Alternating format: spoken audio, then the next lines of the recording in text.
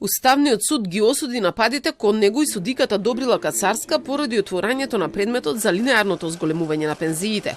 Од судот сметаат дека се лаги и манипулации и реториките кои ги користат дел од политичарите. Тезите дека СДСМ преку Кацарска тргна во напад за укинување на зголемувањето на пензиите или СДСМ преку Добрила Кацарска сака да ви го земе покачувањето се недозволиви и можат да создадат погрешна перцепција за работењето и постапувањето на Уставниот суд. Вчера судот донесе одлука дека треба да се преиспитува линеарното покачување на пензиите кое за сите пензионери исто, по околу 1000 денари во 2 наврати. Известител на предметот е судиката Кацарска, но одлуката е на мнозинството суди.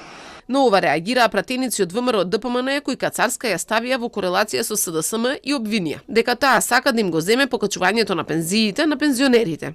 Свесното пласирање манипулации представува притисок врз судијата известител и врз целата институција и е опасен преседан во случај кога некоја одлука не им одговара на политичките субјекти се прогласува за партиска.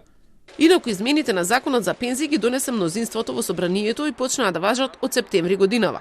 За судот е спорно тоа што сите пензионери добиваат исто зголемување без разлика на стаж, висина на пензија и предонесите кои се плаќани.